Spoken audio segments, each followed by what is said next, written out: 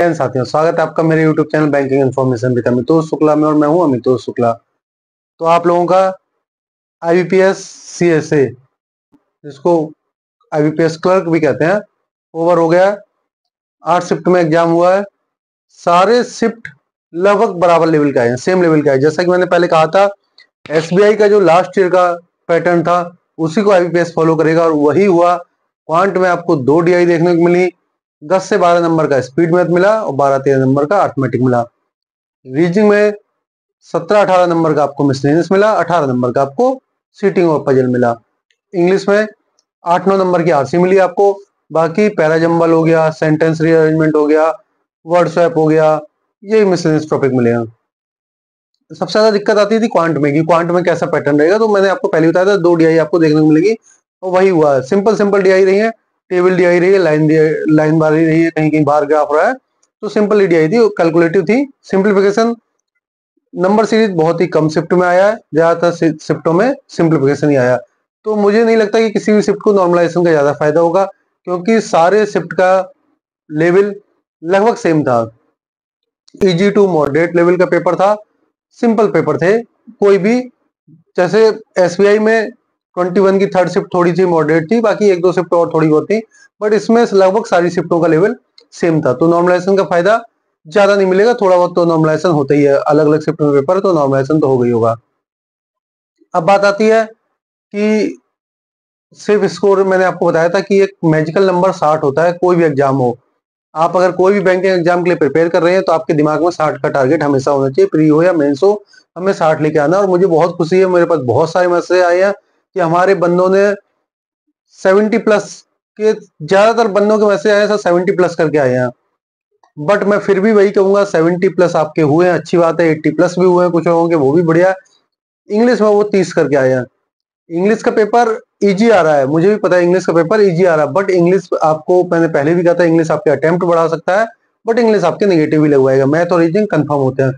तो आप अगर 70, 72, 75 करके आए हैं तो बहुत अच्छी बात है। इंग्लिश आप पूरा 30 करके आए हैं। थोड़ा बहुत अगर आपके 2-4 गलत भी होंगे तो आपका स्कोर ठीक ठाक आएगा। कट ऑफ इस बार थोड़ी, लोग बोले हाई जा सकती है, लेकिन हाई मुझे नहीं लगता जाएगी। इस बार एक चीज और हुई है जो लास्ट ईयर नहीं थी, वो भी मैं आपको बताता हूँ। लास्ट ईयर जब प्री का एग्जाम हुआ था तो 5 बैंक ऐसे थे जिन्होंने नॉट रिपोर्टेड थी जिनकी वैकेंसी, इसलिए प्री की कट ऑफ थोड़ी हायर साइड में गई थी। और मेंस के पहले वो बैंकों ने वैकेंसी अपनी रिपोर्टेड कर दी थी, इससे मेंस की कट ऑफ बहुत कम हो गई थी। क्योंकि प्री के बाद जितने बंदे बचे तो मेंस में वैकेंसी एकदम से बढ़ गई थी, तो फिर वहां पे मेंस की कट ऑफ बहुत कम हो गई थी। इस बार ऐसा बिल्कुल नहीं है।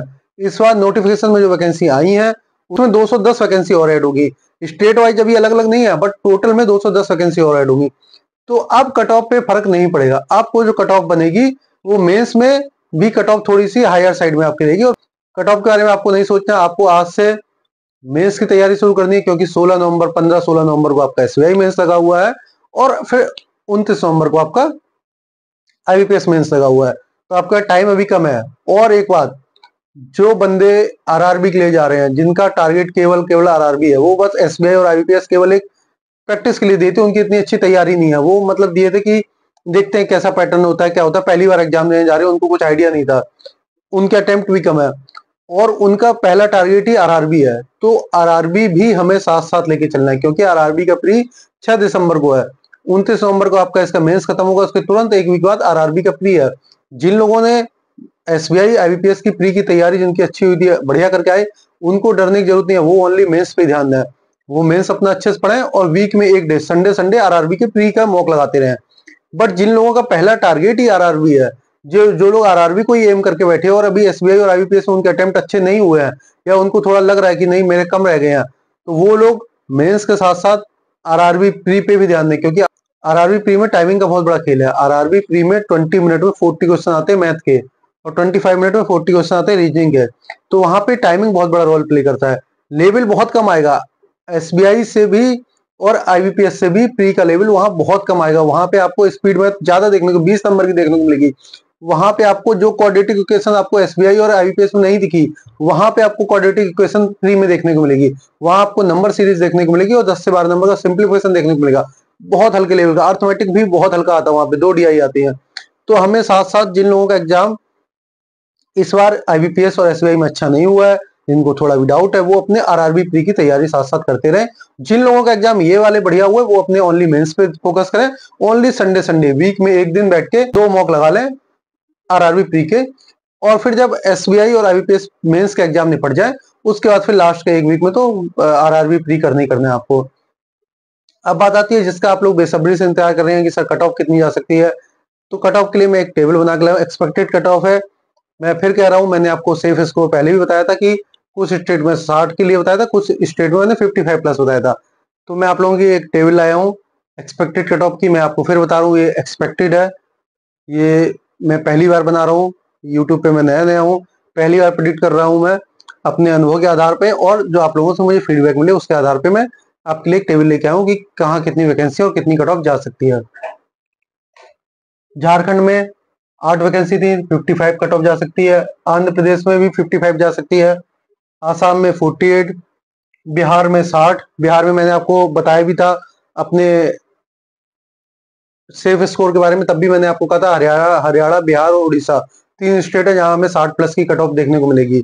बिहार में 60, छत्तीसगढ़ में 35, दिल्ली में 53, गुजरात में 40, हरियाणा में 60, हिमाचल प्रदेश और Uttar Pradesh UP and HP दोनों में 56। यूपी की कट ऑफ लास्ट 3 साल से 55 पे जा रही है, और 3 साल से वैकेंसी भी लगभग सेम ही आ रही है। तो यूपी की कट ऑफ भी आपको 55 से 57-58 तक जा सकती है, 55-56 पे ही रहेगी। कर्नाटका बहुत अच्छी वैकेंसी है, वो कट ऑफ 30 जाएगी। केरला 43। एमपी के बारे में सबसे ज्यादा लोगों को डाउट है, अनप्रडिक्टेबल स्टेट है एमपी। हमेशा कट ऑफ कम जाती थी एमपी में, इस बार भी उम्मीद थी कट ऑफ कम जाएगी। बस इस बार एलपीटी जो थोड़ा हार्ड होता जा रहा है साउथ में या महाराष्ट्र में, या कुछ कुछ वीडियो आते रहते हैं एलपीटी के रिगार्डिंग, बैंक कर्मियों से कहीं कहीं दुर्व्यवहार होता है, उसके रिगार्डिंग में इस बार मैक्सिमम लोगों ने, जो अगर किसी ने अपना स्टेट छोड़ के अगर गए हैं तो एमपी में जाके एग्जाम भरा है। इसलिए एमपी में बहुत सारे लोगों को डाउट है कि एमपी की कट ऑफ बहुत ऊपर हो जाएगी, बट मैं फिर भी आपको बता रहा हूँ एमपी की कट ऑफ बहुत ऊपर नहीं जाएगी। एमपी की कट ऑफ आपको 45 के लगभग देखने को मिलेगी, हो सकता है उससे कम ही मिले, ये मैं आपको हायर साइड बता रहा हूँ। 45 से नीचे ही कट ऑफ रहेगी एमपी की। महाराष्ट्र में तो 111 वैकेंसी है, कट ऑफ 30 मैंने लिखा है, मुझे नहीं लग रहा 30 भी जाएगी, उससे कम ही जाएगी, ये 30 मैंने बिल्कुल हायर लिखा है। उड़ीसा में पहले मैंने आपको बताया था, उड़ीसा में 60। पंजाब भी 58-60 के लगभग जाएगा। राजस्थान 55 प्लस, तमिलनाडु 35, तेलंगाना 40, उत्तराखंड 55-56, और लास्ट में वेस्ट बंगाल 40। तो ये है एक्सपेक्टेड कट ऑफ। अब बात करते हैं सेक्शनल कट ऑफ की, क्योंकि आईबीपीएस में सेक्शनल कट ऑफ भी मेंटेन होती है, एसबीआई में सेक्शनल कट ऑफ मेंटेन नहीं होती है, ओवरऑल कट ऑफ का रूल होता है, बट आईबीपीएस में सेक्शनल कट ऑफ भी मेंटेन होती है। लास्ट ईयर की अगर मैं बात करूं तो प्री में इंग्लिश की कट ऑफ 8.5 गई थी, रीजनिंग की 2.75 गई थी, और मैथ की 4.5 गई थी। इस बार इंग्लिश का पेपर थोड़ा सा ट्रिकी आ रहा है, और क्वांट इजी आ रही है बहुत, और रीजनिंग तो जैसे आ रही थी वैसे ही आ रही है, रीजनिंग में ज्यादा चेंजेस नहीं है। इस बार का पेपर पिछले बार की पेपर की तुलना में इजियर है, सारी शिफ्ट एक ही सेम उसकी है, किसी भी शिफ्ट में नॉर्मलाइजेशन का ज्यादा इफेक्ट नहीं पड़ेगा। इस बार जो सेक्शनल कट ऑफ जो मुझे लग रहा है, मेरा अनुमान है, सेक्शनल कट ऑफ इंग्लिश का इस बार थोड़ा सा कम होगा।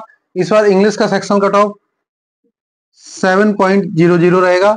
रीजनिंग का सेक्शनल कट ऑफ पिछली बार 2.75 था, इस बार रीजनिंग का सेक्शनल कट ऑफ भी 5 के लगभग ही रहेगा, और क्वांट का सेक्शनल कट ऑफ थोड़ा सा बढ़ेगा, पिछली बार 4.5 था, इस बार ये मुझे लग रहा है कि 7.5 या 8 के लगभग जा सकता है। तो ये सेक्शनल कट ऑफ है। ओवरऑल कट ऑफ के बारे में मैंने आपको बता दिया, सेक्शनल कट ऑफ के बारे में बता दिया। आप लोग अपनी मेंस की तैयारी बहुत अच्छे से करिए। मैंने एसबीआई मेंस के ऊपर पूरी एक प्लेलिस्ट बना रखी है, आप लोग उस प्लेलिस्ट को देखिएगा, और आईबीपीएस मेंस के ऊपर मैं पूरा एक डिटेल में लेके आऊंगा वीडियो, क्योंकि आईबीपीएस मेंस का पैटर्न थोड़ा चेंज हुआ, उसके ऊपर मैं पूरा एक वीडियो लेके आऊंगा। बाकी आपको अगर मेरा दिया हुआ कंटेंट अच्छा लग रहा है तो आप वीडियो को लाइक करिए, चैनल को सब्सक्राइब करिए, ज्यादा से ज्यादा एक्स सर्विसमैन भाइयों तक पहुंचाइए। जैसा कि मैंने अपने पहले वीडियो में भी कहा था, एक्स सर्विसमैन हो जाओ तैयार, बैंकर बनोगे इसी बार। तो हमारा लक्ष्य यही है कि इस बार मैक्सिमम लोग बैंकर बने, बैकलॉग नहीं रहना चाहिए। मेन मेन मोटो ये है कि कोई भी तरीके का बैकलॉग नहीं रहना चाहिए। बड़ा दुख होता है जब एक्स सर्विसमैन की सीटें खाली रह जाती हैं, बैकलॉग रह जाती है, तो उतने बंदे उनको नहीं मिल पाते हैं, चाहे एसबीआई हो या आईबीपीएस हो। बहुत लोगों का आईबीपीएस और आरआरबी की वेटिंग लिस्ट अभी आई थी 30 तारीख को, बहुत लोगों का वो क्लियर हुआ है, उन लोगों को बहुत बहुत बधाई हो। बाकी लोग लगे रहिए, आपके सामने आईबीपीएस एसबीआई मेंस के साथ साथ आरआरबी प्री भी आ रहा है, बहुत लोगों ने आईबी का दिया, आईबी मेंस है, एनटीपीसी रेलवे का भी मेंस है, बहुत सारे एग्जाम आपके लाइनअप है। उसके बाद दिसंबर लास्ट में एसएससी मेंस भी है। तो आप लोग पढ़ाई अपनी जारी रखिए, आप लोग टारगेट अपना एसवाई मेंस को लेके चलिए।